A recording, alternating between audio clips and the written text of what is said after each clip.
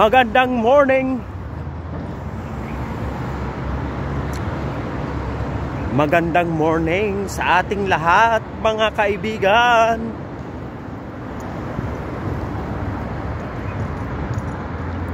March 5.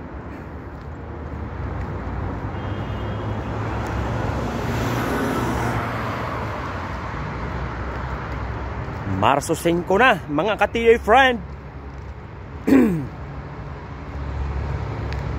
Papasok na naman po tayo.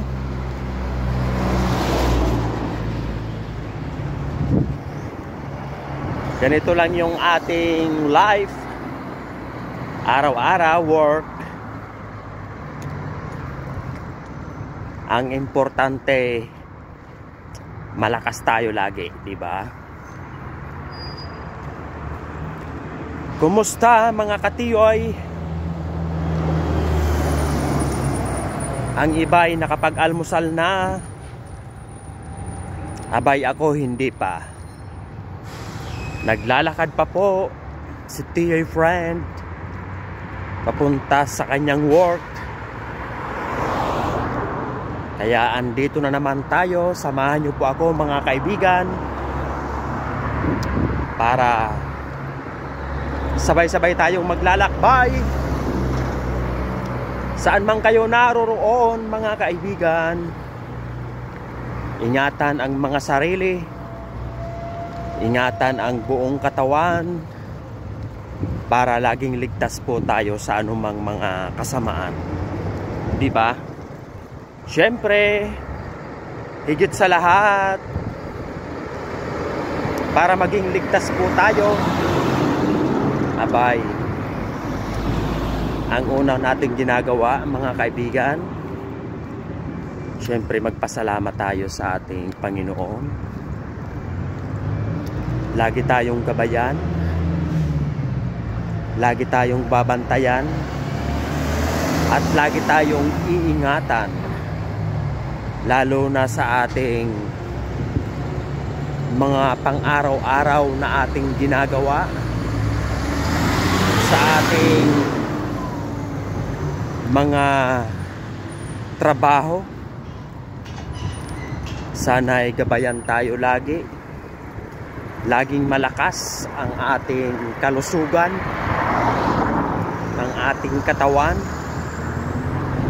Walang susuko sa anumang mga pagsubok na dumadating sa ating buhay. Yan. Kailangan maging malakas tayo, maging matatag. Dahil kung tayo ay palamya-lamya, abay, alam nyo na ang magiging resulta.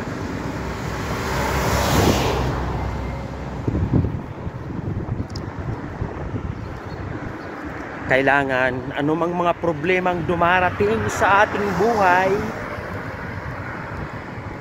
kaya nating labanan yan, mga ka-TJ friend. Kaya natin masolusyonan. Basta't kasama natin siya lagi, di ba? Huwag kang matakot. Huwag kang matakot, mga kaibigan. Kung ano man ang mga pagsubok na dumadating sa iyong buhay. Yan ay pagsubok lamang. Yan ay kaya natin masolusyonan.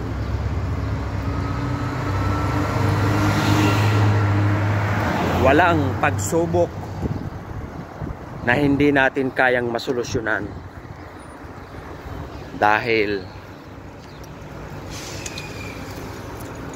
ang mundong ito ay maraming pagsubok.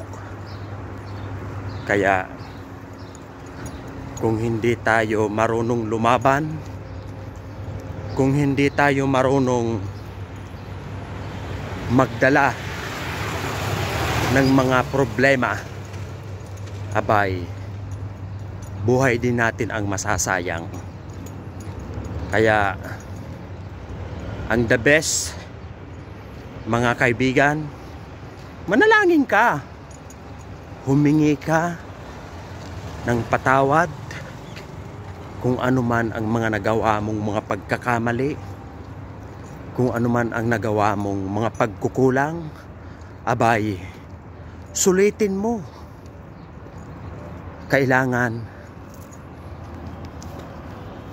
manalangin ka, mga katiyoy friend, para maging masaya at malinaw ang iyong isipan, makapag-iisip ka ng mga bagay na dapat magawa mo ng solusyon ang iyong mga problema. O di ba? Kaya ang buhay natin ay i-relax lang natin. Huwag masyadong seryosohin, mga katiyoy friend. Minsan, kahit may problema ka, itawa mo lang, isigaw mo. O di ba? Ay, huwag nating pabayaan yung ating sarili, mga katiyoy friend. Hanggat narito tayo sa mundong ito, talagang aasahan mo na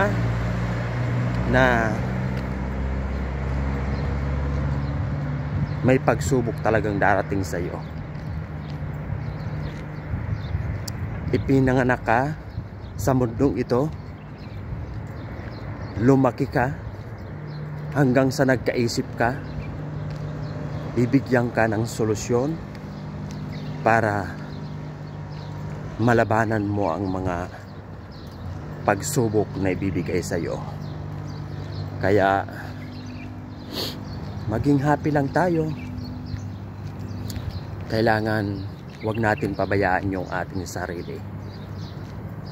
Basta't gawin mo lang ang tama, gawin mo lang ang maayos para wala kang mabigat na problema. Yun lang yun. Kung tama ang iyong mga ginagawa, kung tama ang iyong mga trabaho, wala kang inaapakan, wala kang sinasaktan, abay, wala namang malaking problema na darating sa iyo. Di ba? Maging tapat ka lang. Yun lang. Dahil kapag tapat ka sa iyong sarili, sa iyong kapwa, hindi darating ang mabigat na problema sa iyo. So, yun lang, mga katiyoy friend.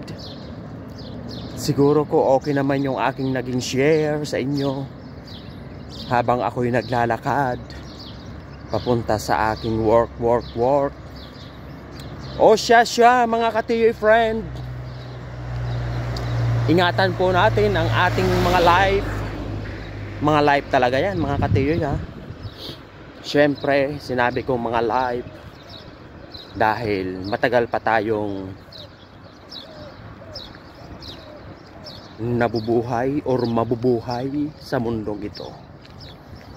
Bawat araw meron tayong pagsubok na linalabanan, di ba? Kaya ingat po, and good morning uli sa aking mga followers. Good morning po sa inyong lahat, sa lahat ng kapwa ko mga OFW. Good morning. Ingat po kayo. And God bless us all. Bye-bye.